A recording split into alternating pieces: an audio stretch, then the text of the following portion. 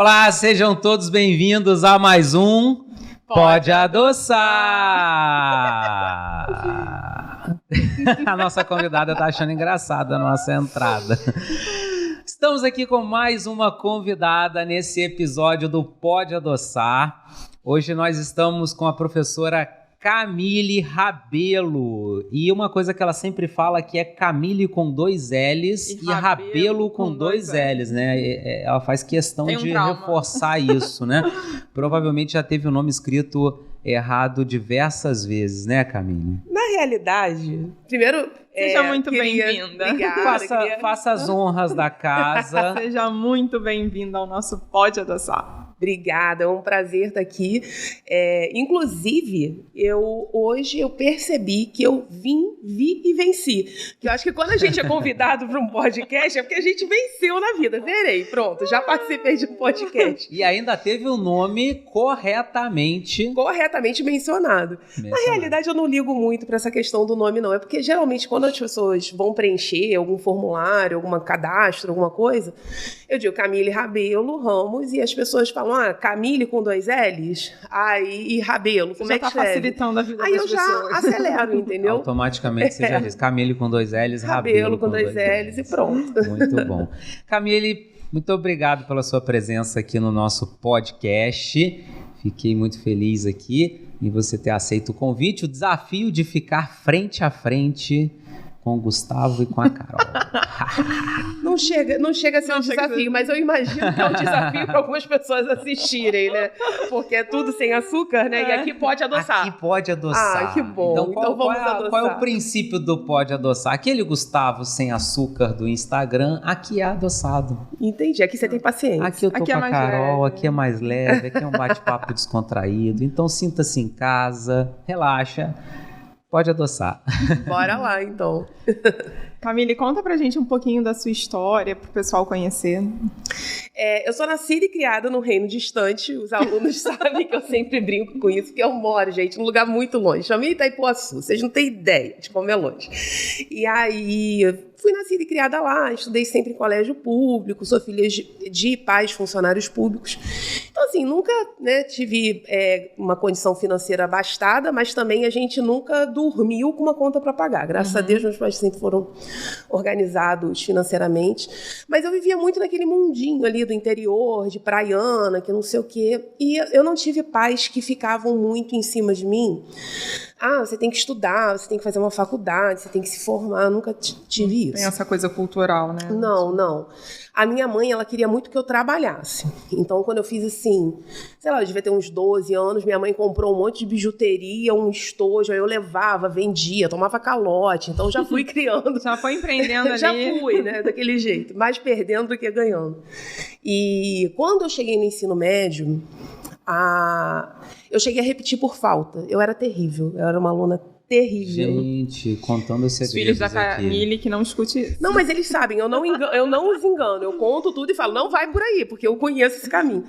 Eu repeti de ano por falta, eu repeti uma vez por insuficiência. Eu não gostava de estudar, eu não me dava muito bem com o ambiente acadêmico.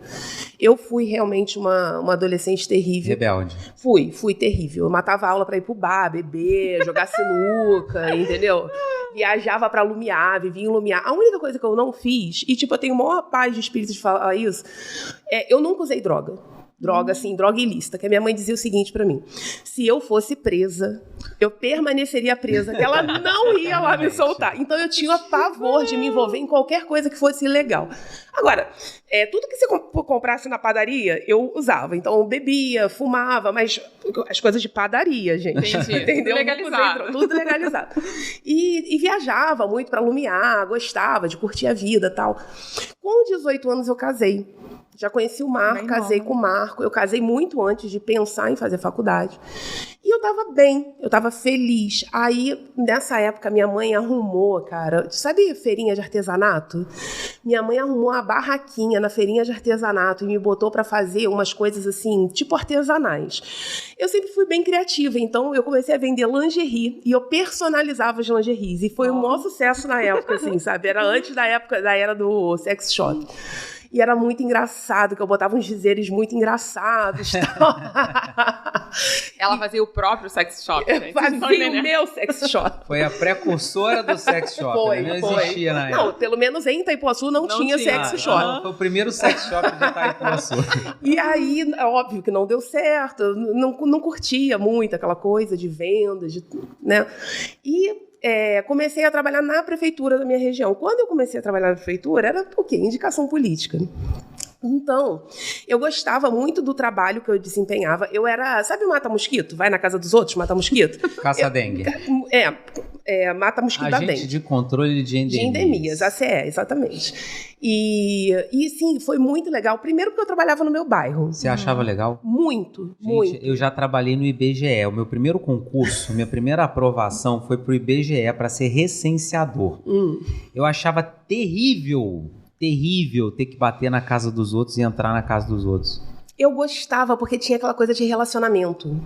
Ah, então sempre foi antissocial. Você sempre foi antissocial, com certeza. Eu me amarrava. E era muito legal, porque eu fazia muito além do que era para eu fazer. Então, na realidade, era para eu fazer uma vistoria, né? E tratar se eu achasse algum foco. E se eu achasse algum foco, eu coletava a amostra. Só que eu comecei a entender que se eu conversasse com as pessoas e se eu as orientasse, a próxima vez que eu voltasse, ia ter menos serviço, né? Além do mais, eles eram meus vizinhos. Então, eu estava francamente motivada a não deixar ter muita infestação de mosquito. Então, eu pesquisava as coisas e eu ensinava além do que era dado pra gente nos cursos. Então, assim, eu descobri que pó de café usado alterava o pH da água, acidificava a água. E as pessoas não gostavam de tratar, algumas pessoas não gostavam de tratar com esqueci o nome, a larvicida. Com o larvicida que a prefeitura dava pra gente, porque se o sol batesse, nem tinha cheiro, ele meio que queimava a planta. Então aquela galera assim que gosta mais de jardim, gosta mais de planta, não gostava, pedia pra eu não colocar. E o que eu fiz? Eu pesquisei e descobri que pó de café usado dava uma acidificada na água, alterava o pH da água e ali não geraria mosquito. E as pessoas super achavam o máximo colocar o pó de café usado. A galera que cuida de jardim super aderia. E aí eu começava a fazer essas coisas. Moral da história. Eu engravidei da Rara, que foi minha primeira filha, e eu fui obrigada. Eu odeio sair de Itaipuaçu. Quem me conhece sabe. Eu sei. É muito longe. Tudo é muito longe. Tudo é muito longe. Para chegar aqui na Barra da Tijuca, então, quantos quilômetros, gente? Para quem não sabe, Itaipuaçu é tão distante, né? É tão distante que você não sabe nem quantos quilômetros dá. Eu não sei distância. Eu só acho muito longe. É muito longe, né? E aí, porque eu era indicada política, eu tive que ir num evento de campanha política do candidato que estava me mantendo naquele trabalho. Tive que vir para Laranjeiras. E aí, eu tava grávida da Rara e eu vim com muita raiva, assim, sabe? Eu vim ressentida. Porra, sacanagem, Pode falar palavrão? Pode. Então tá, então... eu sou crente, eu nem devia falar palavrão. Toda santa ceia eu peço perdão a Jesus. Mas eu acho que o palavrão, ele tem um poder expressivo muito... Que outras palavras importante, não alcança. E aí eu fui assim com muito... Foda-se bem dado, nunca vai ser substituído. E resolve tanta coisa, né? Alivia, assim, deixa a gente tanto leve. Tanto em você quanto no outro, né? E aí eu fui, assim, muito contrariada e eu pensei assim, cara, eu não quero isso pra minha vida, não quero. Mas, assim, eu ganhava pouco, mas eu trabalhava perto, eu gostava realmente do que eu fazia, eu me dava muito bem com a galera me recebia muito bem. Mas o que me inquietou e o que me fez querer sair dali foi justamente essa situação de você se sentir o tempo todo refém. Quem trabalha com indicação política sabe do que eu tô falando, certeza. E aí eu pensei, né, cara, eu vou estudar. Mas nem imaginava o que eu ia fazer da vida. Mesmo. E a minha mãe descobriu nessa época que por conta de uma febre reumática na infância, na juventude, ela perdeu a válvula aórtica.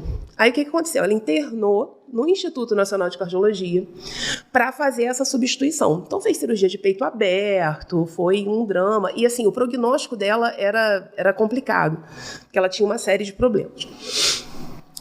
Com aquela convivência hospitalar, eu falei, eu acho que se for para eu fazer uma faculdade, eu acho que eu vou fazer alguma coisa na área da saúde, mas eu não tinha noção do que eu queria. E eu fiquei assim, medicina, fisioterapia, enfermagem, Quando foi chegar a época de fazer o vestibular, eu não tinha um sonho, eu nunca tive aquele sonho da medicina, que muitos colegas às vezes têm, mas eu sabia que eu queria alguma coisa na área de saúde.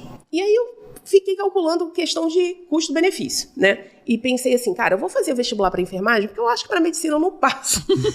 Eu nunca tinha estudado, assim, eu não tinha uma formação boa mesmo, sabe? Aí fiz o primeiro vestibular, mas eu fiz, na realidade, o Enem na época, e a UF, você fazia o vestibular ou podia entrar pelo Enem. Eu queria só me inscrever no Enem, porque eu tinha certeza que eu não ia conseguir entrar para a UF, absoluta. Isso nunca foi uma hipótese que eu considerei. E a minha irmã que me inscreveu no vestibular da UF. Aí, para minha surpresa, eu passei no vestibular. De primeira? Passei de primeira e passei... Para quem não sabe, é a Federal Fluminense, que fica aqui em Niterói. É uma universidade que tem um curso bem tradicional, né, de enfermagem, bem disputado também, né? Era... Passou assim, de primeira? Passei de primeira. Sem estudar? Sem fazer pré-vestibular? Não, eu estudei. Não, eu fiz um pré-vestibular comunitário de um pastor, amigo do meu pastor.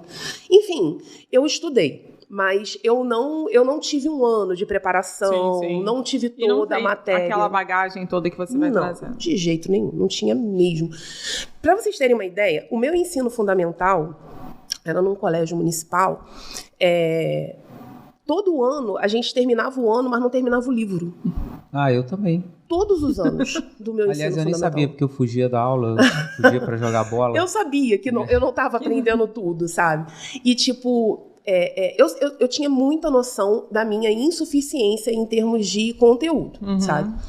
Moral da história, por algum acaso, eu passei ainda, e lá é assim, você pode, acho que são 100 alunos aprovados, aí 50 entram no primeiro semestre e 50 entram no segundo. Eu ainda passei para o primeiro semestre. E aí, ninguém acreditava que eu tinha passado, nem eu. E aí, quando o nego viu que eu passei, tipo, meu marido, minha sogra, meus pais, eles super me apoiaram. Para fazer, vai lá, faz, a gente segura. Eu larguei o emprego e fui fazer a faculdade. E eu percebi a faculdade como uma oportunidade que eu não podia deixar escapar, porque eu já entrei na faculdade com 25 anos. Minha filha tinha 3 anos. Então, assim, eu não estava ali para brincar. Então, eu acho que isso foi muito maneiro na minha formação, porque eu já entrei mais velha, eu já entrei com uma outra cabeça. As merdas que eu tinha que fazer, eu já tinha feito. As aulas que eu tinha que me matar, eu já tinha matado. Então, assim, eu fiz o curso inteiro, eu nunca fui para uma chopada. Eu não acho que frequentar a chopada seja incompatível com uma formação boa, não, tá? Mas eu não estava ali para isso, de fato. Então, eu chegava sempre, procurava chegar na hora, eu procurava prestar atenção na aula.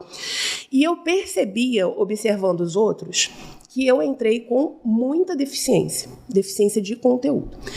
Então, eu lembro que uma vez eu estava na aula de anato e o professor mencionou baço, e eu me dei conta que eu não sabia que existia um baço. Não, eu até já tinha ouvido falar em baço, mas eu não sabia para que existia um baço. E aí, as pessoas entendiam. Eu estudava com pessoas que tinham vindo assim de colégio tradicional católico, uma galera assim bem mais bem informada do que eu. E aí eu falei assim, cara, eu vou ter que correr atrás. Então, nessa época de ciclo básico, eu investia muito na questão desse correr atrás do prejuízo, sabe? Então, eu acho que ali eu estudei mais do que a média. Tinha uma disciplina na UF. Você sabe que comigo também foi uma história parecida, né? Eu estudei em escola pública. Como eu disse, eu também tinha essa impressão. O livro nunca acabava, até porque eu faltava aula, enfim. Eu entrei para a faculdade e na faculdade é que eu tomei jeito. Foi. Até a faculdade eu era um péssimo aluno. Para não dizer péssimo, eu passava com nota 7, mas péssimo no segundo de nunca priorizar o estudo. Eu era aquele aluno que chegava em casa, jogava a mochila e só pegava no dia seguinte para voltar para aula. E sempre estudei em escola pública. Quando eu entrei na faculdade, eu vi que aquela ali era a oportunidade que eu tinha de resolver minha vida. Na verdade, quando eu entrei no curso técnico, eu já trabalhava, né? Trabalhava em obra como ajudante de pedreiro. Eu ainda não tinha aquela virada de que eu precisava estudar para melhorar de vida. Mas o curso técnico já me abriu um pouco a minha mente para isso. Mas quando eu entrei na faculdade, eu falei, agora vai ou racha. E isso para mim foi um grande diferencial, que eu tô vendo você falar do ciclo básico e tal, foi exatamente isso. Eu entrei no ciclo básico e eu me dedicava muito mais que a maioria dos alunos no ciclo básico. E foi um ciclo básico muito forte que eu fiz, que me deu a base para construir tudo que eu construí dali para frente. É como se fosse um concreto. Uma fundação. Exatamente. Um concreto. Então, eu fui monitor de anatomia por 2 anos, fui monitor de fisiologia por 3 anos, sempre tirava as maiores notas, 70% da minha turma de fisiologia foi reprovada.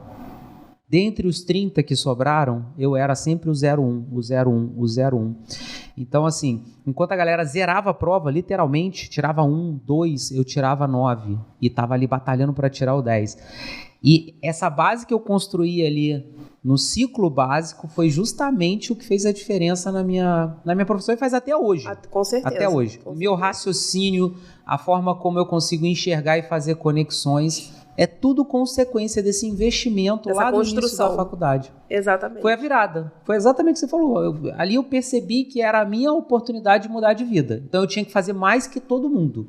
Então enquanto a galera estava imprimindo, xerocando os slides para estudar no slide, eu estava com a cara enfiada no Guyton. E eles diziam, você é boa, pra que você vai estudar esse livrão aí? Vai cair o que tá aqui no slide, não sei o quê. E eu tava lá com a cara no livro. Eu resumia o Guyton. E aí isso te proporcionou... Foi o que construiu a base necessária para, no ciclo profissional, eu estar... avançado. Muito, exatamente. Mas muito à frente dos alunos que começaram a faculdade muito à frente de mim. Eu sentia muito isso. Tinha uma disciplina na UF, eu não sei se tem em todas as formações, chamada biofísica. Sim. A biofísica, quando a gente entrava, já era assim, a gente sabia que ia reprovar metade da turma, assim, era um troço. Já vinha com aquele terror, Os veteranos já avisavam pra gente. Não, diz que farmaco lá tem um enfermeiro que dá aula... Diz que tem um cara lá que é o catiço na farmácia. Vou te contar, também, vou chegar na farmácia. Mas enfim, a biofísica, que todo mundo tocava o maior terror. E pô, esse nome física, eu falava, cara, eu tô muito ferrada. Não sei nada de física, quem dirá de biofísica. Imagina, cara. Sei nada de biologia e nada de física. Biofísica, cara, fudeu. Quando eu cheguei e eu fui vendo a explicação de como a membrana plasmática funciona, eu ficava muito maravilhada. E assim, embora eu brinque muito com essa questão de ser crente e tal, eu percebia tudo aquilo que estava me sendo apresentado como uma grande maravilha de Deus. Eu reconhecia Deus naquelas coisas, sabe? Então, assim, muitas vezes... eu tava assistindo a aula e eu tava orando.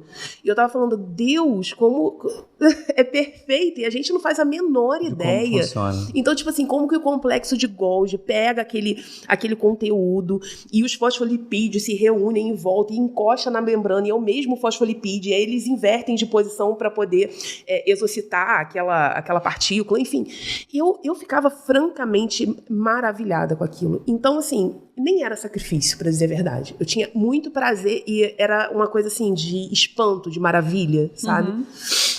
Só que enquanto eu estava estudando isso, eu não estava estudando algumas outras matérias do curso, do ciclo básico. Então, por exemplo, eu nunca tive um CR monumental.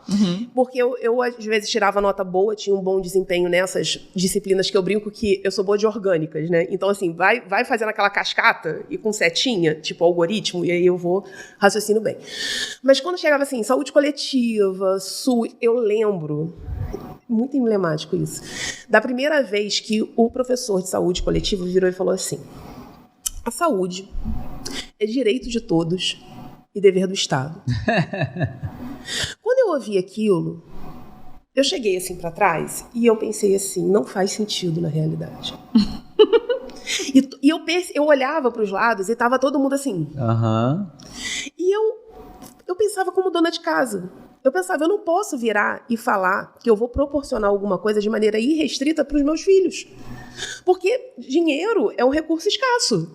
Não existe. Quem é o Estado, né? O Estado somos nós. Ainda mais considerando que saúde é um conceito muito amplo, né? Muito amplo, exatamente. Não é assim, se você precisar de uma internação no CTI, o Estado precisa te garantir. Agora, dizer, o Estado vai te proporcionar saúde de maneira irrestrita.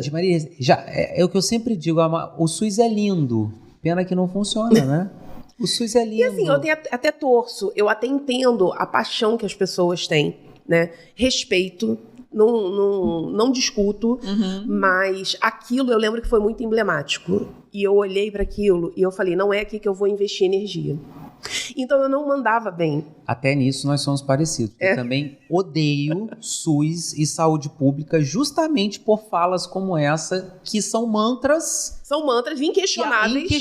Você que está me assistindo deve estar achando um absurdo o professor Gustavo dizer que o SUS não funciona. E eu te provo que ele não funciona. Se você tiver dinheiro, você tem plano de saúde.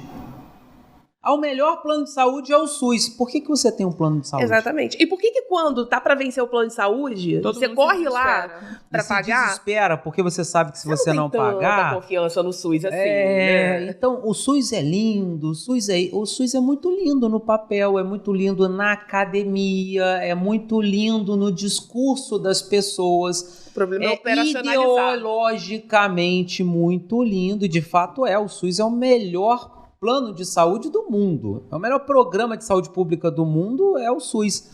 Mas você dizer uma coisa que não acontece na prática, isso para mim é uma coisa que me incomoda muito. Você idealizar algo e falar sobre algo enquanto a realidade é completamente diferente daquilo que você está idealizando. Com certeza. E assim, hoje, naquela época eu não conseguia elaborar esse tipo de raciocínio, mas hoje eu olho e penso assim, cara, não é direito de todos, por quê? As pessoas, elas não são contempladas de maneira equânime, né?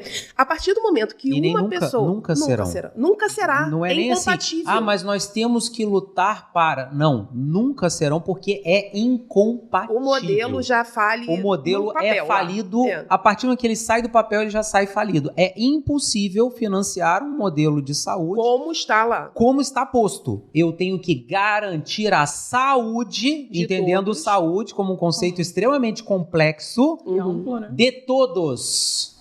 Exatamente, impossível. E outra coisa, são brasileiros financiando para qualquer pessoa do mundo que esteja no Brasil. Gente, não faz sentido. Passa a mão lá fora para você ver. Se você faz uma viagem para os Estados Unidos, para a Europa, enfim, você que não faça o seu seguro viagem não, para você ver o que acontece se você passar mal lá. Exatamente. Não, e você faz o seguro viagem, se você extrapola o seguro viagem, chega a continha para você pagar. Exatamente. E muitas vezes em dólar, em euro, né? Pois é, que sai bem caro. Enfim, quando eu sempre fui muito pragmática nesse sentido, então eu olhava aquilo e falava, não vou gastar minha energia aqui. Então, realmente, tinha determinadas disciplinas que eu fazia o mínimo necessário. E agora, as disciplinas de que eu gostava, eu mandava ver. Pois bem, e aí evoluí. Quando eu cheguei em físio, eu amava físio, eu sentava na primeira cadeira, eu era amiga da professora, eu achava aquilo realmente muito interessante. Eu lembro que na última prova eu já não precisava mais de nota para passar, e eu nem era tão boa assim, sinceramente. Beleza. Passei em físio, aí cheguei, acho que na época de farmaco, aí a gente tem primeiro uma farmaco... Como se fosse uma farmaca básica, de e depois a gente tem uma aplicada. E depois uma farmaco mais técnica. Exatamente. Aí passei bem na farmaco, que reprovava todo mundo também e tal. Quando eu cheguei em Fundamentos de Enfermagem, que lá é o 4º período, é o final do 2º ano, eu engravidei do Noah. De novo. Eu engravidei e foi totalmente... Aliás, eu falei com o senhor, meu marido, quando eu passei pra UF, que eu queria engravidar de novo. Aí ele falou que com o corpinho dele, eu não engravidarei novamente. Porque dá muito trabalho pra ele. Como ele me ajuda muito, eu acatei, né? Mas, assim, eu tinha muita vontade de ter um filho de propósito. Porque todos os meus filhos foram por acidente. Eu queria planejar, eu queria curtir, pegar... Filho de propósito. Sabe, um filho de propósito? Ótimo. Pensar assim, agora eu vou engravidar e fazer o teste, assim, será que eu tô... Nunca passei por isso. Sempre foi chorando que eu os testes de gravidez. Moral da história, quando eu engravidei do Noah, foi uma experiência também, assim, muito, muito interessante, até em relação à minha própria fé. Por quê? Porque eu entendi que aquilo estava aniquilando qualquer possibilidade de eu me formar. Porque eu já não tinha entrado na faculdade nova, eu já tinha deficiências importantes em competitividade com os meus colegas. Eu já tinha uma filha, né? E meu marido estava segurando tudo, meus pais me ajudavam, eu pedia dinheiro de passagem pro meu pai, sabe? Então, quando eu engravidei, eu lembro que eu chorei. E os meus amigos, eu peguei o resultado do exame e fui almoçar. E aí, os meus amigos me dando parabéns, e eu assim... eu chorando muito. Mas, assim, foi muito maneiro até, porque aquela experiência de ter engravidado durante a gravidez toda, eu não sentia nada pelo Noah. Nada. Eu queria que desse tudo certo na gravidez, óbvio, mas eu não tinha fé. A preocupação. Eu tava muito preocupada, muito arrasada, porque eu tava perdendo a oportunidade da minha vida. E assim, eu acho muito engraçado como é que Deus faz as coisas, né? Quando o Noah nasceu, tudo foi muito tranquilo. Sabe, eu senti, assim, que todas as dificuldades que eu tive com a Hara, eu não tive com o Noah. As pessoas me apoiavam de uma maneira que eu nunca esperei. Eu encontrei uma creche para ele estudar, que eu guardo essas pessoas no coração até hoje, elas ficaram minhas amigas, sabe? Uma vez a gente não conseguiu chegar a tempo, olha isso, eu não consegui chegar a tempo de buscar o Noah, ele passou da hora. Pelo contrato, eles teriam que me cobrar, né, por tempo que ele ficasse a mais. A dona da creche virou para mim e falou assim, Camila, eu tô levando ele para casa. E levou ele para casa, e assim, era incrível, ela tinha os netos também, com a idade do Noah. Isso foi quarto período, quinto período. Isso, só então que na gravidez, eu fiz o fundamento de enfermagem já com barriga. Passei em centro cirúrgico a primeira vez com barriga. Tinha setor que eu não podia rodar porque tinha radiação. Enfim, foi aquilo. Eu fiz o que deu. Mas até aí eu acho que eu fui uma aluna medíocre. Porque eu só estudava o que eu gostava. Quando eu estava grávida ainda, e o final desse quarto período ainda foi o final da gestação dele, e aí teve uma greve de professores, foi a nível nacional, enfim, aconteceu uma confusão danada. Eu fiquei mais em casa. Cara, eu comecei a estudar absurdamente. E eu falei, cara, se eu voltar, eu vou me formar. Então eu estudei muito, eu estudava com muito sono por causa da gravidez. Quando o Noah nasceu, e eu voltei para a faculdade, mas eu voltei assim, com sangue nos olhos. Parecia que eu estava com uma faca entre os dentes. Ali ninguém me demovia do que eu estava ali para fazer. E eu acho que, embora eu não compreendesse alguns aspectos relacionados à aprendizagem, a estudo, eu mandei muito bem na força do esforço. Era assim, na marra. Base do ódio. Na marra. Era na base do ódio. Eu desprendi ali muita energia. Moral da história, eu comecei a lograr algumas apreciações. E fiz o acadêmico bolsista, porque aí eu precisava de dinheiro, né? Passei em primeiro lugar para o acadêmico bolsista da Polícia Militar, que era o mais difícil na época porque tinha maior bolsa. Aí podia escolher entre ficar em Niterói ou ir para o Rio. Falei, eu vou para o Rio, porque é no Rio que eu vou ter oportunidade. E eu sabia que no meu HU eu não ia ter muito procedimento para fazer. Então eu fui para o Rio. Cara, no Rio, aqui no Hospital Central da Polícia Militar, o programa era muito legal. Eles deixavam a gente fazer as coisas, eles acompanhavam a gente. Então eu cansei de fazer cateterismo vesical. Eu cansei de puncionar. Eu cansei de passar sonda, de fazer curativo. Lá foi uma época que o governo do estado investiu muito em cobertura. Então, cobertura que eu não tinha ouvido nem falar na faculdade, eu usava lá. Isso foi demais. Aí eu comecei a dar uns cursos, tipo curso de férias, com um outro professor, que é o professor Jorge Luiz, lá da UF. A gente dava curso de exame físico, curso de curativo, curso de vacina. A gente inventava umas coisas assim. E ele também me dava muita força. O Jorge foi uma pessoa que me apoiou muito. Moral da história, cheguei no quinto período. No quinto período, o Ney me deixou em VS. Foi a minha primeira VS na faculdade. Ney, quem é Ney? É o professor de farmaco, que é o terror da UF. Ele me deixou por 0.001. Uma coisa, 0.001. Eu fui fazer a prova de VS amamentando o Noah, com o Noah no colo. Quando eu cheguei, ele virou e falou assim, o que você está fazendo aqui? Eu falei, você me botou em VS. Ele, por que você não falou que era você? Eu falei, porque na primeira aula, no terceiro período, você fala que não adianta mandar e-mail para você. Eu não mandei. Moral da história, fiz, passei, foi bom, assim, né? Foi bom. E depois eu fui crescendo e eu ia aproveitando todas as oportunidades. Então, tudo que eu percebia que os outros evitavam, tipo os professores, as disciplinas, que todo mundo evitava, eu falava, tem uma oportunidade tem ali. Alguma coisa ali. Porque as pessoas fogem daquilo que é difícil. Sim, né? Sempre. E aquele professor que é legal, que é simpático. Você não precisa ir na monitoria. Esse é o professor que é sempre mais procurado. Eu nem chegava perto. Eu ficava assim com o pessoal. Eu acho até, olhando para trás, e hoje eu também dou aula, eu não estou convencida de que a melhor maneira de ensinar, seja nessa base do terror. Porque tinha os fenômenos sociais que aconteciam nessas disciplinas. Tipo assim, a pessoa ia apresentar o trabalho e saía dali e ia vomitar no banheiro de tanto nervoso. Pessoas saíam chorando. Pessoas chegavam na frente para apresentar para determinados professores e elas não conseguiam falar.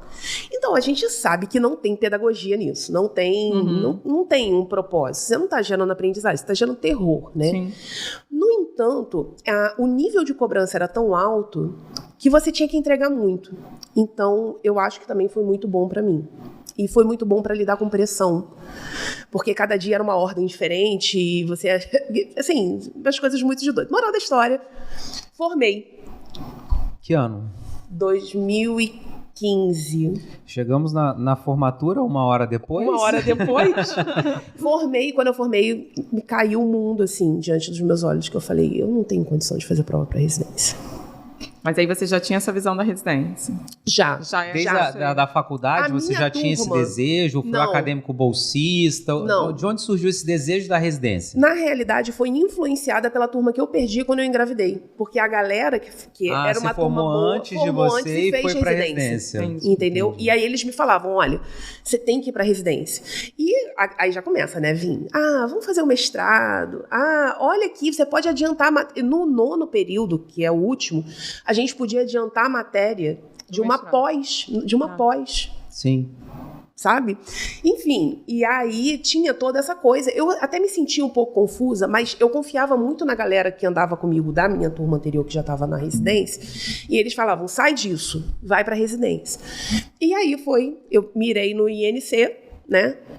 E no próprio... Mas foi por conta da história da sua mãe? Foi. Para quem não sabe, o INC é o Instituto Nacional de Cardiologia, é uma das maiores referências do Brasil de cardiologia. E aí a sua mãe operou lá anos atrás. E isso te influenciou a decidir... para a área de saúde, né? Mesmo que eu ainda não soubesse que era enfermagem. Sim, isso te influenciou a ir para a área da saúde. Sim. E depois foi o que te influenciou também a pensar na residência em cardiologia no INC. Foi. Então, mais uma vez aí, a história da tua mãe te influenciando. Me influenciando, pois é. Enfim, aí consegui passar para lá, consegui passar para a UF. Fiquei muito em dúvida. Eu fiquei francamente tentada a ficar na UF, porque eu moro longe do INC. Essa coisa do traslado, tão distante. Agora, olha só, a residência no INC foi um capítulo interessante na tua vida, mas você não estudou no Prius para fazer residência no INC, né? Não foi. Não.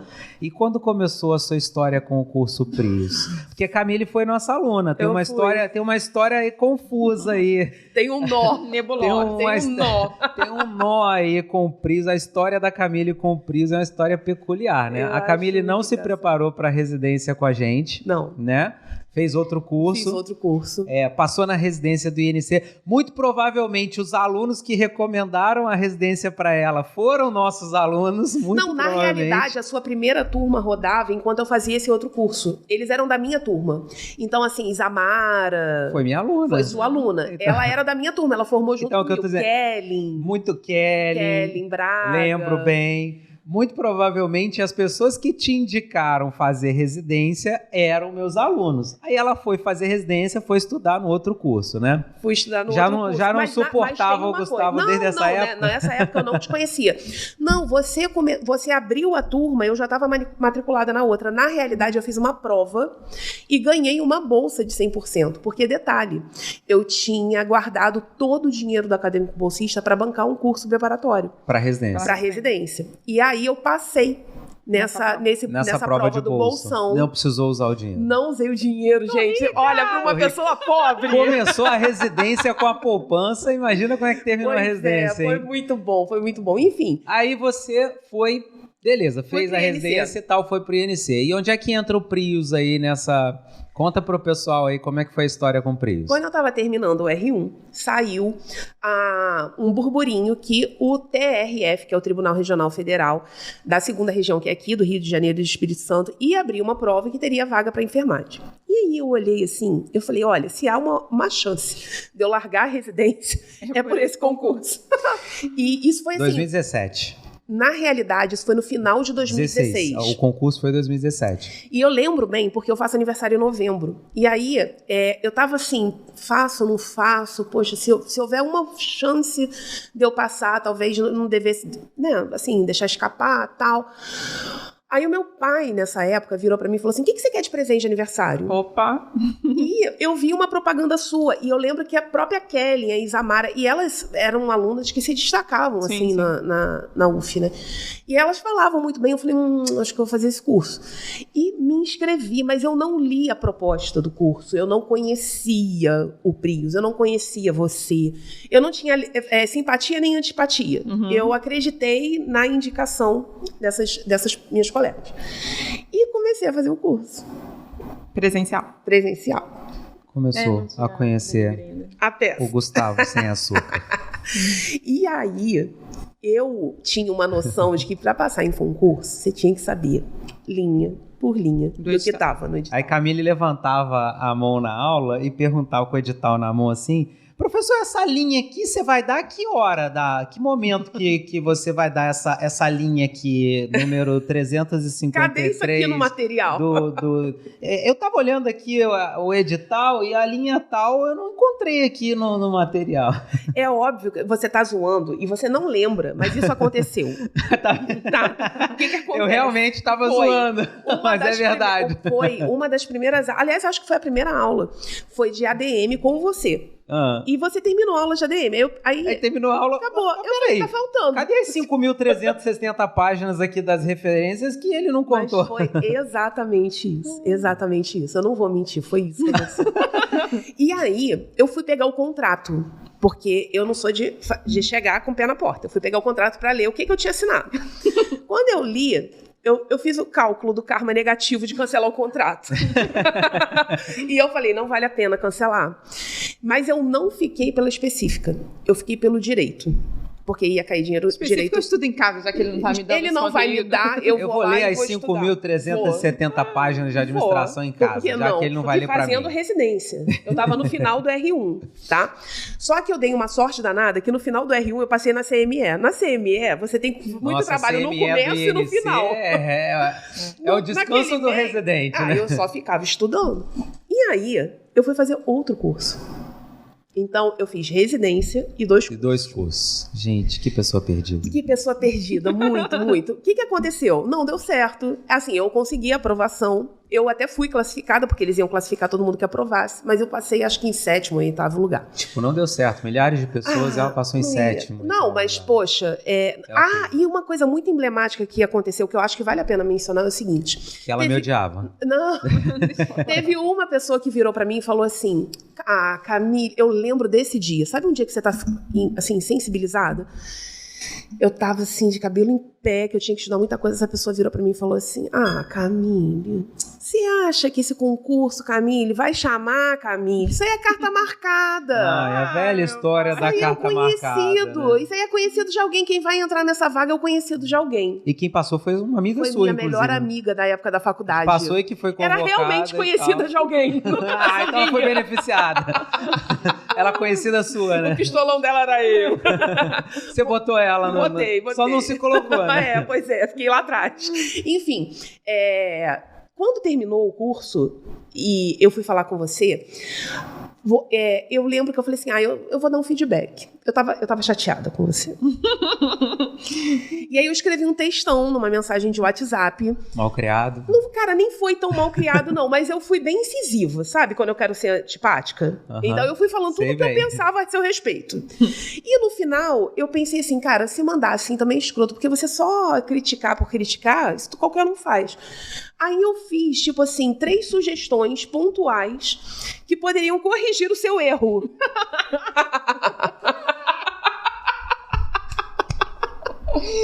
Uma franga na enfermagem.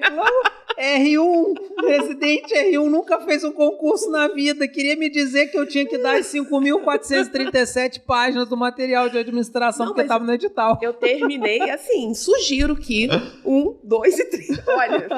Você pega essa mensagem pra ler hoje e você fala... Não, e muito engraçado que um tempo depois... Vai. Todo acadêmico é sem noção. É ridículo. Todo acadêmico é sem noção. Mas o recém-formado, ele é muito mais sem noção do que o acadêmico. Eu já fui sem noção, assim.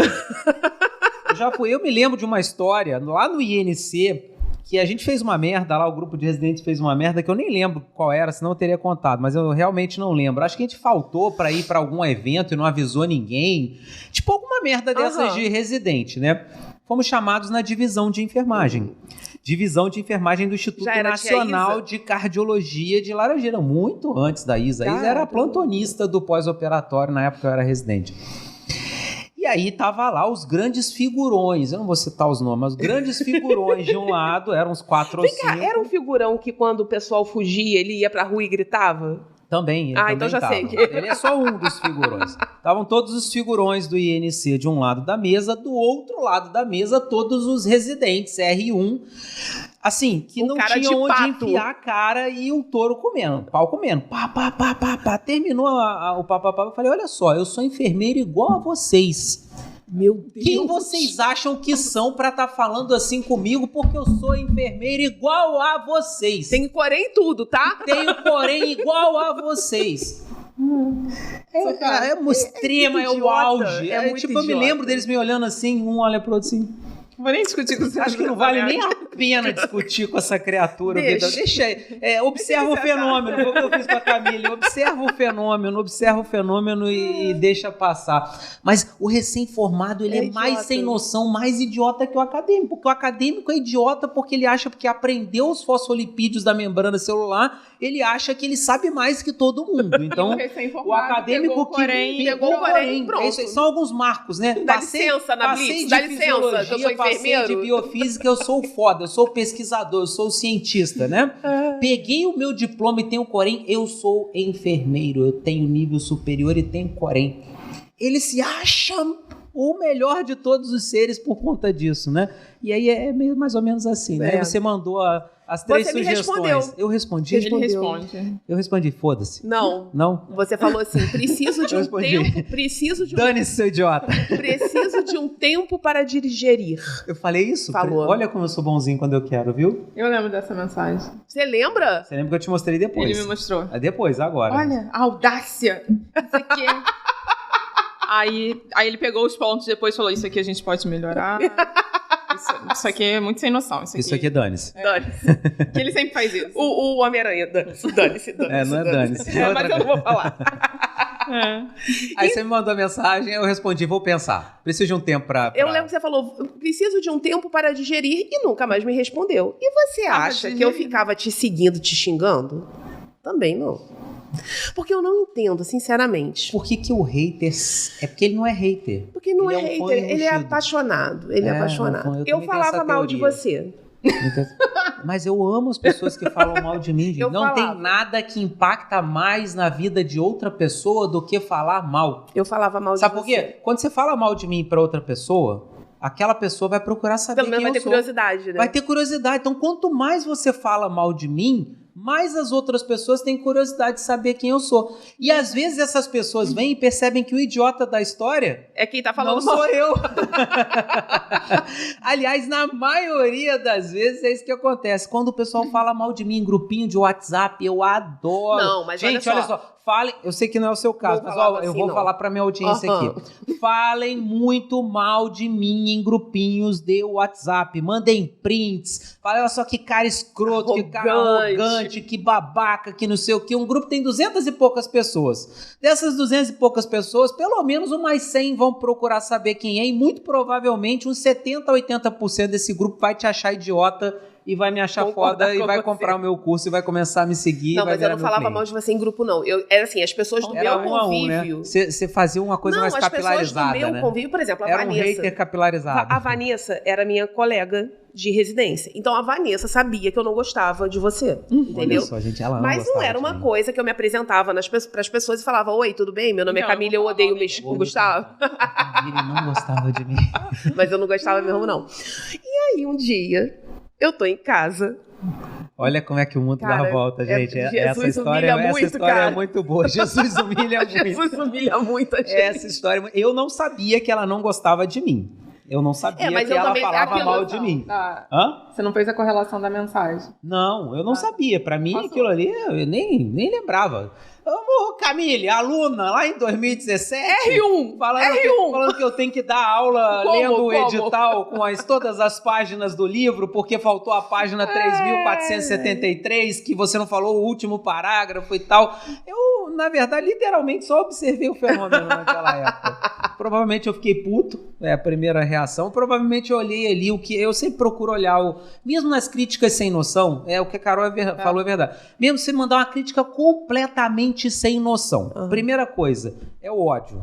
Segunda coisa é o desprezo. Primeira reação é o ódio. Quem é essa criatura? Pensa que é. Quem ela pensa que é? É o ódio, a raiva. Depois vem o desprezo. Vale a pena nem discutir. Depois eu penso assim, mas tá, o que eu posso melhorar? E aí, alguma coisa Sempre você tem sempre alguma tira, coisa, né? De uma crítica, né? Eu sempre procuro, mesmo que a pessoa não saiba, que eu também não faço questão de voltar e falar assim, parabéns pela sua crítica. A ideia foi boa. De 100 coisas que você falou, eu aproveitei 0,001, igual a nota da Camille lá que deixou ela de... Eu não volto. Mas, enfim, eu não sabia que a Camille não gostava de mim, não sabia que ela falava mal de E mim. aquilo, eu não me manifestava, por exemplo, nas suas redes sociais. Não, Eu e nunca me fui te criticou xingar. e tal. Nunca. Mas eu não sei como, em algum momento eu comecei a acompanhar algumas postagens que a Camille fez, por alguém ou por algum motivo que eu não sei qual. O que aconteceu? Camille começou a fazer umas postagens, não foi? De conteúdo? Quando eu terminei a residência, eu fiz um primeiro concurso, não consegui passar. O segundo concurso eu voltei para a UF como servidora agora, como enfermeira.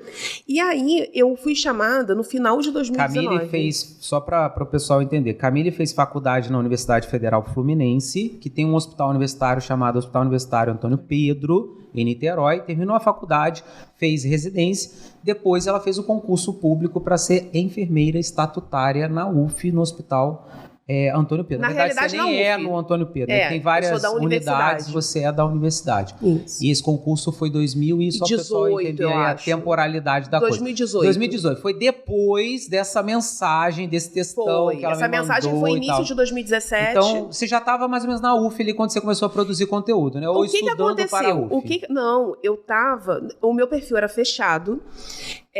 E eu estudei, passei, entrei pra UF com perfil fechado, tudo.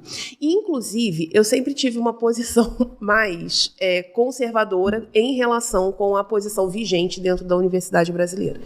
Então, quando eu entrei, uma pessoa conhecida minha virou e falou assim, fecha tudo das suas redes sociais, porque o RH olha, e eles não vão ter antipatia, eles não vão ter simpatia por certas publicações suas. E aí eu fechei tudo. E veio a pandemia, porque eu fui chamada, no final de 2019. Uhum. E em fevereiro de 2020 começou a pandemia. E eu fiquei em home office. E eu não fiz força nenhuma para ir servir no Antônio Pedro com o pessoal que estava na linha de frente. Por quê? Eu tinha 2 crianças pequenas, marido obeso, eu obeso, minha mãe cardiopata. Eu falei, não, vou ficar aqui. Só que, vendo toda aquela crise, isso me inquietava um pouco. Eu ficava pensando assim, cara, como é que eu posso contribuir? E aí eu pensei assim, cara, eu vou começar a pesquisar. E eu fiz um compêndiozinho lá de, eu pegava as publicações do Ministério da Saúde, via o que a gente estava sabendo sobre o coronavírus, sobre a infecção por Covid. E aí eu pensava naquele paciente, os sinais e sintomas, a clínica, tudo, e pensava em diagnósticos, resultados e intervenções de enfermagem. E fiz um documento, assim, genérico, e eu lembro que viraram para mim, quando estava pronto, que ele ficou muito grande, viraram pra mim e falaram assim, pô, isso é uma tese de mestrado pronta. Aí eu falei, não, eu vou divulgar. E não dava tempo de eu publicar. Então eu pulverizei nas redes sociais. Pra Talvez quê? tenha sido isso que fez com que eu começasse a acompanhar. Pode ser. E eu uma me lembro outra coisa... especificamente de algumas postagens que você fez que me acenderam uma luz, né? Era uma época que eu estava precisando muito de um professor, né, para clínica. E eu vi você fez uma postagem que era tipo um mapa mental, um desenho de imunologia. Eu falei, ela sabe imunologia. Aí depois você fez alguma coisa de saúde do idoso. Uhum. Ela tem didática e ela sabe fazer síntese. Aí eu já logo conectei com o meu método do Pareto lá do 80/20, que não é dar todas as páginas do manual de saúde do idoso. Mas eu achei super interessante aquela forma como você sintetizou e apresentou o conteúdo. E depois, eu me lembro dessas 3 situações. A terceira foi a que fez me motivou a fazer o contato com você. Foi uma aula que você gravou de cardiologia, acho que era uma série, Saindo da Lama, alguma coisa assim. Saindo da Lama em cardiologia. Saindo da Lama. Ela fez um quadro, né, um quadrinho, e gravou uma aula de cardiologia que eu achei interessante a sua postura ali. E assim, vou chamar essa menina para conversar. Mas eu não lembrava que você era aluna, não lembrava do problema, não sabia que ela me odiava, não sabia que ela falava mal de mim. Aí foi a vez dela de pegar o telefone e falar, nossa, que audácia. Peguei meu celular e mandei uma mensagem, eu não sei como, eu mandei uma mensagem, não sei se foi direct ou se alguém tinha seu contato. Foi direct. Foi direct. Oi, não sei o que, precisava falar com você. E aí eu quis marcar uma reunião para conversar com ela, não foi? Foi, no auge da pandemia. Por quê? Além de eu ter feito esse documento, e isso acabou pulverizando nas redes sociais e nos grupos de WhatsApp, eu abri o meu perfil e comecei a falar com o público. Comecei a falar sobre Covid, com base naquilo que o Ministério divulgava, que a OMS divulgava, enfim, para tentar, democratizar o estado do conhecimento naquela época. E aí fiz essas aulas e você entrou em contato comigo. Quando você entrou em contato comigo, eu lembro que eu virei e falei assim, Marco... Aí como é que foi? Quem é? Marco. Que audácia! E nessa época, é muito engraçado que nessa época o Marco me sacaneava muito quando eu gravava. E eu não sabia de nada, gente. Nada, não sabia, eu não sabia de nada. E o Marco me sacaneava muito. Ai, que ridículo, você gravando, que não sei o quê. Moral da história, chegou o seu convite, eu falei, você não vai acreditar. E meu sonho era dar aula em outro lugar. Meu sonho era dar um tapa na cara dele. Não, eu queria muito dar aula em outro lugar. E aí, chegou o seu convite, eu falei, eu fui convidada pra dar aula. Aí ele, Eu falei, Onde? O Gustavo. Olha que pariu. Caramba. E o que você vai fazer? Eu falei, óbvio que eu não vou aceitar, né? Mas eu vou só pra dizer não. Não, mas eu não fui só pra dizer não. Eu tenho uma política de vida. Eu não fecho porta, porque eu não sei o dia de amanhã.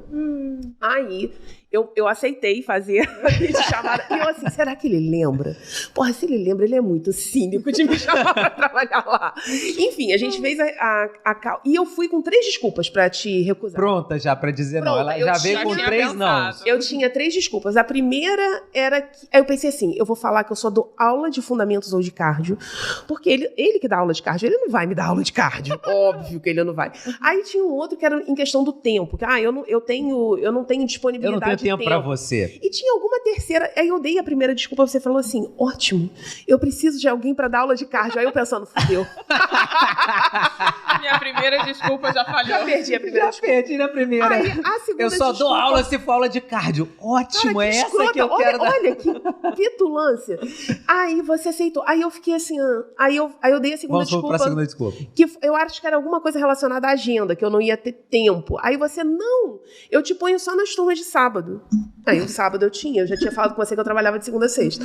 Aí... Falhou a segunda desculpa. Eu tava com a terceira desculpa engatilhada, ele virou e me falou quanto que ele ia me pagar. Eu pago X por hora. Antes de você dar a terceira desculpa, eu já botei o dinheiro na mesa. Aí você falou, aí eu falei... Acho que dá. Acho que eu consigo. E aí, Marco tinha... Gente, nós pagamos muito bem. A gente compra eu não esperava bem os que era professores. aquilo. A gente compra bem os e outra professores. coisa, vamos falar a verdade, de português, claro. Porque a gente, na profissão, a gente fala assim, né? Tem plantão que a gente aceita, por quê, gente? Prostituição. Você só faz o plantão extra no dia 31 de dezembro por dinheiro, né? E olha que eu nem sabia disso. Que eu precisava usar o dinheiro pra convencer. Se eu soubesse, eu já tinha usado antes. Se eu soubesse, eu não ia esperar você dar as primeiras desculpas. Eu já ia logo falar o salário. Foi bom, porque eu acho que a gente desenvolveu um relacionamento interessante. Porque assim, como eu nunca fiz essa força pra ir trabalhar no PRIOS, eu sinto que depois, conforme a gente começou a trabalhar, e isso já passando um pouco pra frente, eu me sentia muito livre pra falar o que eu pensava. Então, eu tinha coisa que eu virava e falava assim, isso aqui tá uma merda, vamos melhorar isso daqui. Aí, eu lembro que teve um trabalho que você mandou, aí você pediu pra eu dar uma olhada, eu falei, tá muito ruim, vamos melhorar, tem que melhorar aqui. Aí você... Que ótimo. Aí eu de vez em quando zoava você no grupo e tal. Eu acho que essa questão foi muito legal porque eu me sentia à vontade. Eu acho que se eu tivesse te entregado um currículo e falado, posso dar aula pra você? Não teria seguido eu não teria essa postura. Tipo, como eu vim só pelo dinheiro e sobrevivia sem esse dinheiro, então o dinheiro foi aumentando, né? Depois veio outro projeto, aí ela foi ficando cada vez mais amarrada, né? O dinheiro era isso aqui. Eu lembro. Começou com tantas aulas, depois aumentou o número de aulas, depois ela entrou na produção técnica de conteúdo e depois ela ainda entrou na coordenação pedagógica de enfermagem. Quer dizer, ela subiu rápido na empresa, né? Ela chegou só pelo dinheiro e o dinheiro moveu ela como ninguém, né? Porque ela ascendeu muito rápido na empresa, né? É engraçado que eu nem ligo. Você sabe como é que eu sou. Mas, cara, quando você falou, quando você ia apagar, eu falei... acho que posso tentar. Vai dar. E Marco tinha saído, ele saiu e falou, então vai lá na reunião. E o marido ainda é muito interessante, porque quando ela fala assim, ele me propôs isso aqui, você já disse sim, né? Você vai dizer que sim. Você vai dizer que sim, né? Camille, são tantos reais, você vai dizer que sim, né? Pior que é mesmo. Não, mas quando ele chegou, ele não sabia da questão da proposta. E aí, como é que foi a reunião? Eu falei, eu aceitei. Ele, o quê? E aí eu contei tudo. Ele falou, ainda bem que você aceitou. Ainda bem que você aceitou, né? E moral da história, a gente começou a trabalhar junto e com o tempo, com a exposição, eu fui entendendo a proposta de que, na realidade, quem deve determinar o seu estudo não deve ser a banca. Então, o tópico 1 da banca, lá do edital, é o primeiro tópico que você vai estudar. Isso é um jeito burro de estudar. Só que eu precisei de um tempo. E eu tinha um desconforto. Você precisou amadurecer e entender como o jogo funciona para entender que faz sentido o que o Gustavo faz. Mas eu passei um perrengue muito grande. Que você não sabe. Que eu ficava pensando assim, a enfermagem é um ovo de codorna. Alguém vai contar pra ele que eu falava mal dele. E eu ficava muito constrangida, porque você... Gente, presta atenção. A gente acha que o Gustavo é uma pessoa insuportável. Às vezes sim, às vezes sim. Isso. Mas no trato do trabalho do dia a dia, ele é uma pessoa extremamente gentil, extremamente generosa. Não tô falando da tua frente, eu falo isso para os outros hoje em dia pelas suas costas. Hoje ela fala bem de mim. Quem diria, né? E aí, eu lembro que eu ficava assim, eu acho que eu fui injusta. Olha só, ele pegou um erro meu, ele podia ter me massacrado, porque eu não teria sido generosa com você, como você foi comigo muitas vezes. Eu errei várias vezes, e quando eu era aluna e percebi um erro seu, alguma coisa que eu julgava ser errado, eu era muito, assim, impetuosa, sabe? Não tinha misericórdia. Então eu ficava com raiva, sabe? E várias vezes você pegou o erro meu, você vinha assim na mão boa. Pô, olha, não é assim que faz, é assim, assim, assim. E eu, às vezes, foi reincidente em erro, porque eu sou meio lerda, né? E aí ele, Camille, eu já falei com você, não é assim. E eu ficava pensando, eu ficava com culpa, tá? Eu ficava pensando assim, cara, eu nunca fui misericordiosa assim, eu tenho que contar pra ele, porque alguém vai contar.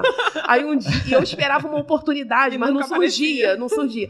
Aí teve um dia que deu uma brecha, assim, eu falei, Gustavo, eu preciso te contar um negócio. Eu não gostava de você. Eu falei mal de você. Eu não gostava de você. Eu não te suportava. Aí ela lavou toda a roupa suja. Contei tudo. Mas eu tenho vergonha. Eu tenho vergonha. Porque você foi misericordioso comigo. Aí o Gustavo... Foda-se. Muito engraçado. Mas foi assim mesmo.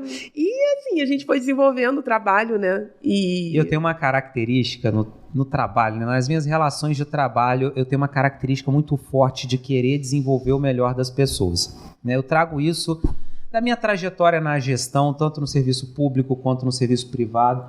O foco é em desenvolver as pessoas para que as pessoas possam entregar o seu melhor, né? Então, quando você chega e só fala mal, a pessoa não vai entregar o seu melhor. Eu sou extremamente pedagógico, a Carol odeia isso, mas eu não vou deixar de fazer. Porque eu sou extremamente pedagógico até para dar o esporro. Pedagógico demais. Sim. E por que ela odeia? Porque eu vou falar 20 vezes, literalmente, sem exagero, a mesma coisa. Mas é o meu processo pedagógico de ensinar. Eu tô te ensinando aqui e vai. E tem um objetivo, né? E tem um objetivo. Daqui a pouco vai voltar aqui de novo e vai. É um objetivo de construção para você entender os porquês. Porque eu acho assim, que quando você resolve o problema, isso é uma frase que eu sempre falo, resolver problema não resolve problema. Resolver problema não... Quantas vezes você já ouviu essa frase? Nossa. Ah, mas eu já resolvi. Resolver o problema não resolve o problema. Então, se você comete um erro e a gente corrige, isso não resolve o problema. O problema, na verdade, é a causa do problema. Se eu não combato a causa do problema, se eu não faço você entender a causa do problema, a tese de doutorado foi toda a análise de causa-raiz, diagrama de Ishikawa. Se você não entende a causa do problema e não consegue enxergar que aquela causa, ela não traz só esse problema, mas aquela causa traz esse problema, esse problema, esse problema, esse problema, esse problema, esse problema, e que se a gente não combater essa causa, você não vai melhorar aqui. Não basta eu falar, ó, aqui você errou, vamos fazer isso para corrigir. Eu preciso fazer você entender o problema, entender a causa ou as causas do problema e entender quais são as consequências dessa causa em diversos aspectos, não só da sua vida profissional, mas também da sua vida pessoal. Se você parar para pensar, fazendo uma engenharia reversa aí, faz sentido. Todos os esporros que eu dou, todas as discussões que eu tenho com a equipe, ela segue esse processo pedagógico. Faz sentido, sim. Só que eu lia, a forma como eu lia, era como se fosse assim, cara, olha que generosidade, né? Eu não seria generosa assim, eu seria mais exigente, eu seria mais dura. E isso me constrangia, pessoalmente.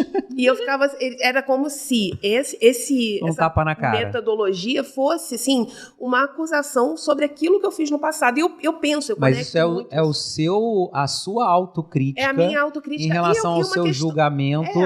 A forma como você cria e julga, e depois você vê, caraca, eu fui injusta. Pra quê, né? Uhum. Pra quê? Não precisava. E não precisava de fato. Porque assim, até veja, eu tenho uma profunda admiração por uma pessoa que vira e fala assim, tá, obrigado, vou pensar a respeito.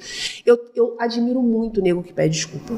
Sabe? Tipo, se você errar rude comigo e virar pra mim e falar assim, porra, foi mal. Cara, certeza que você me leva no talento me pedindo desculpa. E você podia ter virado pra mim e simplesmente ter falado, sai daqui, né? Se enxerga. Mas não, você virou e me deu esse feedback. Você falou, eu agradeço. Foi alguma coisa assim, eu agradeço, eu preciso de um tempo pra digerir. E depois a gente nunca mais se falou. É óbvio que eu uni uma coisa... Foi esse tempo. Quantos anos durou esse tempo? Eu fui digerindo. Hoje eu tô te dando a resposta. Muito legal, mas hoje foi eu tô isso te mesmo. dando a resposta. Foi isso mesmo. É o tempo de Deus. Hoje ele foi te mostrar. Foi muito mais convincente do que se eu... Uma coisa que eu sempre falo também, né? De ficar se justificando. O justo não se justifica. Eu sou extremamente focado no meu propósito. Então as pessoas, elas me compreendem mal, me julgam, me taxam, me rotulam, só que eu não gasto energia tentando convencer essas pessoas que eu não sou isso que elas rotularam. Não gasto. Zero. Aliás, gasto com algumas pessoas estratégicas. Então, tem algumas pessoas que eu ainda falo, essa pessoa vale o meu tempo de eu mudar a percepção que ela tem sobre mim. Sabe por quê? Eu acho que eu sou responsável pelo meu propósito, pelo que eu faço para chegar no meu propósito e por tudo que eu tenho como princípios, valores que são inegociáveis. A forma como você enxerga isso, o seu julgamento em relação a isso, não compete a mim. Eu não como acho. Se não fosse sua responsabilidade. Não é minha responsabilidade. Eu tenho certeza que não é. Eu tenho certeza que não é. Acontece que eu poderia pensar numa outra perspectiva, que eu nem acho que seja certo ou errado. Algumas pessoas se incomodam com isso, não é o meu caso, e fazem questão de mudar a percepção que as outras pessoas têm sobre elas. Acontece que a energia, o tempo que eu gastaria para convencer todas as milhares de pessoas que me conhecem, que têm percepções sobre mim que são distorcidas, eu prefiro pegar toda essa energia e continuar focado no meu propósito, continuar fazendo no que eu tenho que fazer, porque algumas pessoas, em algum momento, como foi o seu caso, vão perceber e vão entender. Outras não. Outras vão morrer me odiando, outras vão morrer me... Mas e tá tudo bem também, né? Tá tudo bem, eu não vou gastar a minha energia com essas pessoas. Porque tem uma frase que alguém falou e eu uso muito, o justo não se justifica. Então, se você é justo, tá dentro dos seus princípios, tá dentro dos seus valores, tá dentro daquilo que você se propõe a fazer, tá dentro do seu objetivo, mas a outra pessoa distorceu isso e gerou um julgamento diferente daquele que você gostaria, você tem duas opções. Você vai voltar, gastar energia para convencer aquela pessoa de que a percepção dela está errada, que é isso, ou você vai continuar focado no teu caminho. A minha opção sempre foi, vou continuar focado no meu caminho, independente do que as pessoas pensam sobre mim. Então, o meu lema é, fale bem ou fale mal, mas falem de mim. Então, mesmo quem fala mal, tá aqui a prova, um dia falará bem. Posso fazer uma colocação? Pode demorar anos, mas um dia falará bem. Um dia vai me compreender. Posso fazer uma colocação? Sim. Claro. Então, presta atenção. Se você tá assistindo e odeia o Gustavo... Continue falando mal. E esse é o momento de você subir a hashtag Gustavo te odeio, marca uma cal comigo. Me chama pra trabalhar, Gustavo. Só as pessoas mais próximas que acabam tendo, as pessoas principalmente nas redes sociais, né? Eu tenho 50 mil seguidores no Instagram. Essas 50 mil pessoas não têm a oportunidade de conviver comigo. Então elas convivem com pequenos recortes. Fragmentos. Que muitas das vezes são estrategicamente contundentes. Existe um personagem ali por trás que traz alguns princípios que o Gustavo tem, mas coloca muitas das vezes esses princípios de forma contundente, ácida, propositalmente provocativa, e as pessoas não respondem bem a isso. E eu sei que o que eu falo incomoda essas pessoas. Eu sei que o que eu falo gera essa percepção nessas pessoas. Só que eu não vou conseguir mudar essas 50 mil pessoas. E nem todo mundo dessas 50 mil pessoas terá a oportunidade de ter um convívio próximo comigo para... então ele não dá as 5.380 páginas do livro de administração. Não é porque ele é um fanfarrão que enfim, tem um método, tem uma metodologia, tem um princípio, tem um porquê, faz sentido. Eu vou dar só uma dica que eu uso para a minha vida, para todo mundo, tá? Antes de julgar as pessoas. Olha o resultado que essas pessoas têm. Para tudo na tua vida. Eu tenho usado muito esse princípio, sabe? A pessoa fala uma coisa, a pessoa tem uma atitude, eu olho. A gente tende a julgar, a criar um personagem ali que é aquilo que você vê. Muito em cima das nossas experiências. Das nossas experiências, isso aí. Antes de você falar assim, esse cara é um merda, esse cara é um escroto, esse cara é um arrogante, esse cara é um babaca, o que ele falou não tá certo, tá errado, a aula que ele deu tá errada, esse professor é outra coisa, professor, sala de aula. Ele fala uma coisa, isso também acontece muito com acadêmicozinho recém-formado que se acha Deus, né? Mas no livro não tá escrito isso. Mas isso aí está desatualizado, são os julgamentos do professor, né? Mas você não sabe que o professor sabe mais do seu edital que você, que o que ele está te falando, no caso, para te preparar para passar naquela prova, é o que você precisa saber para passar naquela prova. Que a sua referência, que você está usando como, essa referência é a referência certa, pode não ser a referência do edital. A sua atualização, mas o novo guideline de 2024, que ainda nem saiu, diz que... Só que o da sua prova é o de 1989, você nem sabe disso. Só que aquele cara que está ali no palco te ensinando isso, ele faz isso há 20 anos. E você tem que entender que ele sabe infinitamente mais de você, do processo e do conteúdo, inclusive. Então baixa a tua bola um pouquinho e aceita que dói menos. É o que eu faço nas mesas que eu sento hoje. Hoje eu sento em umas mesas onde eu sou mais idiota. Só que eu olho para as pessoas e às vezes eu acho que elas são mais idiotas do que eu. Então, olha a minha prepotência. Eu não sou ninguém, eu sento na mesa de pessoas ou assisto palestra de pessoas que estão tendo resultados muito maiores que o meu e penso, isso está errado, não, isso não está certo, não é assim, não, esse cara é um idiota, como é que ele conseguiu? Aí rapidinho meu filtro, esse cara tem mais resultado que eu. Deixa de ser arrogante, presta atenção no que ele está falando, digere o que ele está falando e aprende com o que ele está falando. Então qual é o meu filtro hoje? Antes de julgar as pessoas, eu penso, esse cara tem mais resultado do que eu? Tem. Então eu tenho que aprender com ele. E tem uma outra coisa, né? A vida, ela é insuficiente pra gente errar todos os erros. Então, de repente, a gente se valer, se beneficiar errando do erro dos assim, a partir da aprendizagem, né? Do erro dos outros é interessante. E uma outra coisa que enquanto você estava falando, eu estava pensando, é engraçado que eu, pessoalmente, até olhando para trás, fazendo uma retrospectiva, eu nunca tive esse olhar, por exemplo, para um professor de português.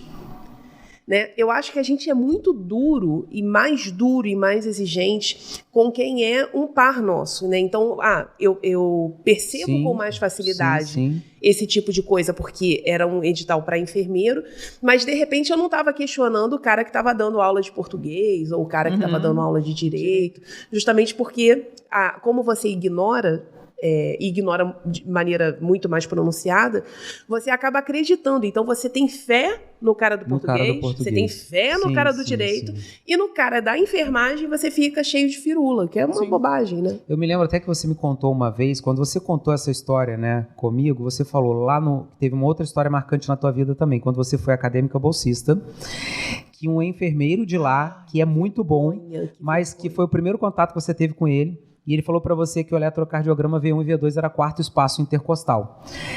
A pessoa falou isso, você olhou e no seu pré-julgamento era segundo espaço intercostal, você tinha certeza que era segundo espaço. Você olhou e falou, esse cara é um idiota.